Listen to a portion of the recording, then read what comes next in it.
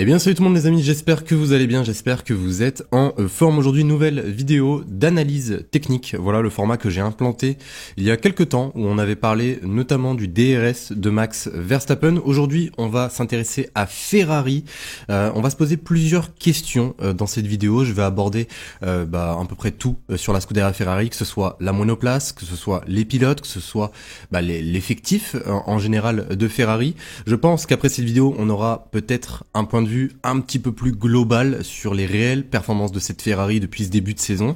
Alors attention, ceci est une analyse technique, c'est juste également pour vous faire une petite piqûre de rappel. Et c'est une vidéo qui tombe à pic puisque les changements pour Ferrari devraient arriver d'ici Imola. On parle quand même de changements cruciaux pour l'avenir de Ferrari. Mais ça, ne vous inquiétez pas, je vais y revenir. Donc, on perd pas plus de temps et je vous laisse avec l'analyse technique. N'oubliez pas le petit like, de vous abonner si ce n'est pas déjà fait. Et on est parti pour la vidéo. Donc, nous sommes partis maintenant dans la section monoplace. Parlons de cette SF23.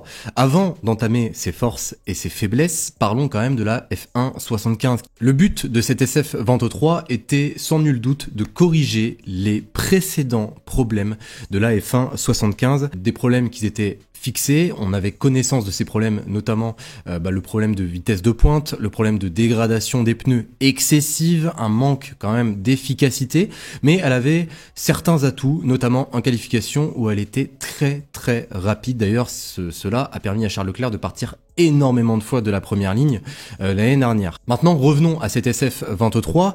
Au niveau des performances, bon, il y a quand même certaines petites améliorations, même si on les voit pas forcément à l'œil nu, les données nous les prouvent. Déjà, ce qu'on peut savoir selon les chiffres, la Scuderia Ferrari est plus rapide cette année que l'année dernière. Je sais, ça peut paraître surprenant quand on voit la Red Bull, hein, voilà, qui est une voiture totalement parfaite pratiquement à tous les niveaux, mais la Ferrari a également évolué. Il y avait le déficit de vitesse de 2022 qui a été effacé. On parle quand même d'une augmentation de 3 à 5 km/h de vitesse moyenne sans DRS, donc ça peut paraître peu à première vue, mais ça reste une légère amélioration et une très bonne amélioration quand même. Maintenant, si on parle malheureusement des mauvais côtés, c'est sûr qu'il y en a énormément. Une voiture qui reste performante, certes, mais qui a d'énormes problèmes de stabilité et surtout d'équilibre. Elle a également une fenêtre d'utilisation beaucoup plus étroite, notamment pour les pilotes, Charles Leclerc et Carlos Sainz. Ça s'est vu notamment à Miami. On ne peut pas forcément mettre toutes les configurations possibles sur cette monoplace. Le problème d'usure excessive est toujours présent, malheureusement,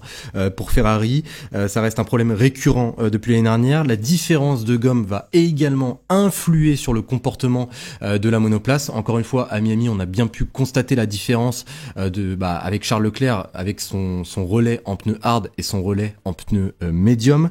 C'était une voiture totalement différente, et ça, c'est pas moi qui le dis, c'est Charles Leclerc lui-même.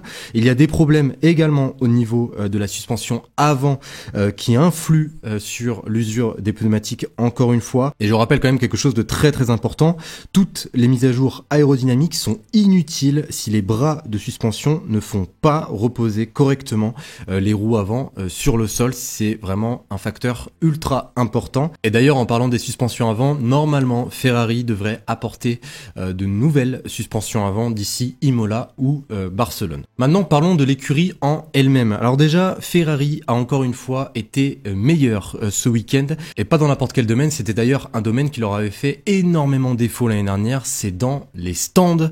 Et oui, puisque l'année dernière il y avait énormément de problèmes dans les stands.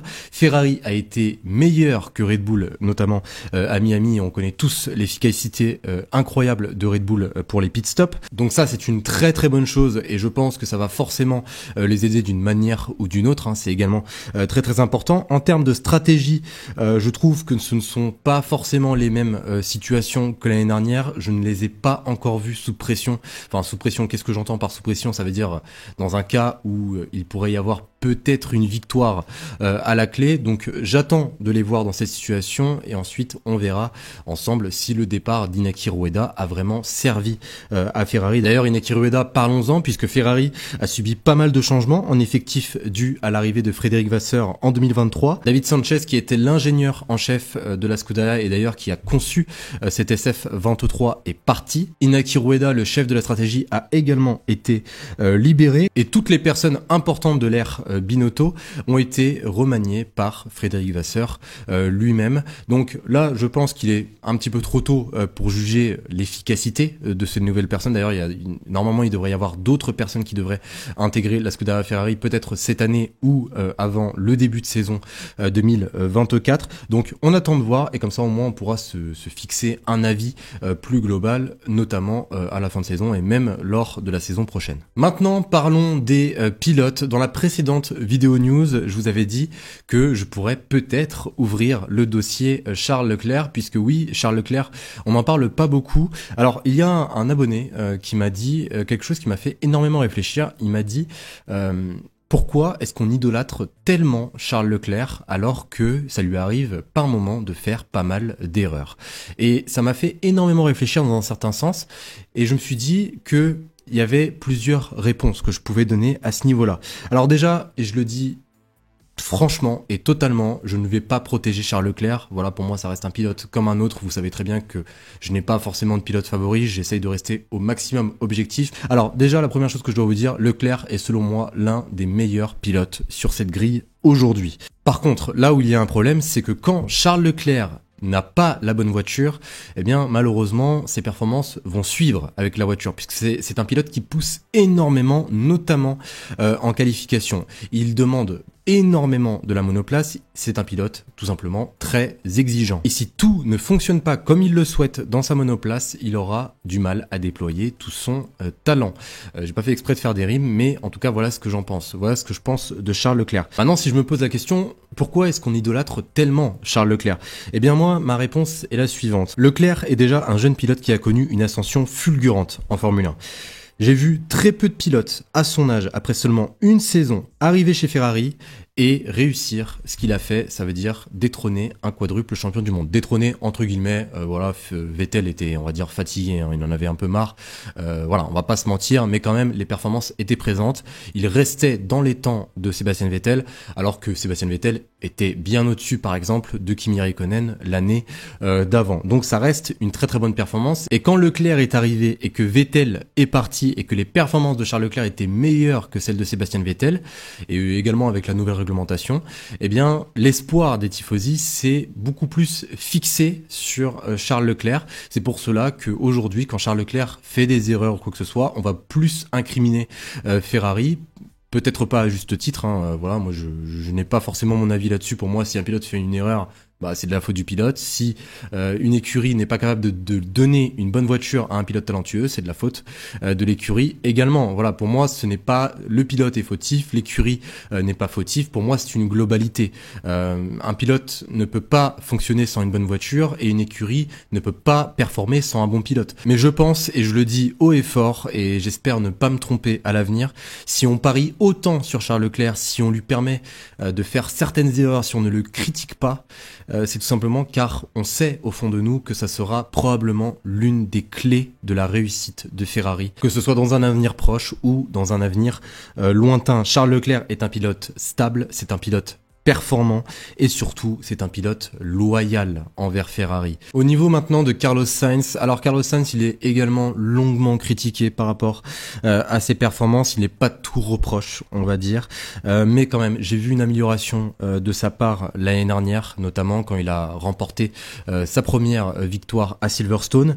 Après cette année il est un petit peu plus je trouve sur la défensive, il est en cohésion tout simplement avec les performances de sa monoplace. En qualification il reste toujours derrière son coéquipier. Il y a juste une seule fois en Australie où il a terminé devant Leclerc, mais à Bakou une semaine plus tard, eh bien c'était pratiquement une seconde de retard en qualification.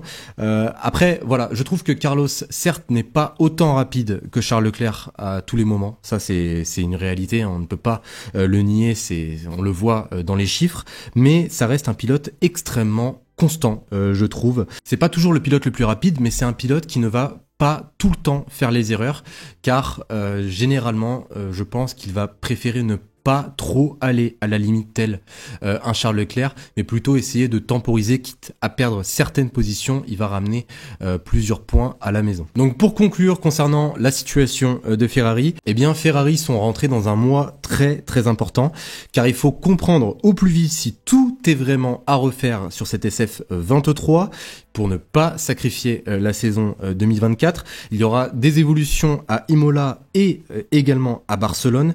À Imola, on attend une nouvelle suspension, voilà, qui pourrait peut-être les aider par rapport à la dégradation des pneumatiques, donc ça ne reste pas négligeable. À Barcelone, les pontons devraient changer également, un peu style Aston Martin. Et à Monaco, on attend un nouvel aileron arrière avec un maximum d'appui, voilà, tout simplement, qui devrait aider les pilotes dans les rues de Monaco. En tout cas, voilà les amis, dites-moi pour vous quelles seraient les solutions pour ramener Ferrari vers la victoire. Voilà, l'année dernière c'est triste parce que on se posait la même question et c'était comment Ferrari allait devenir champion, et là minimum on cherche à les revoir sur la plus haute marche du podium.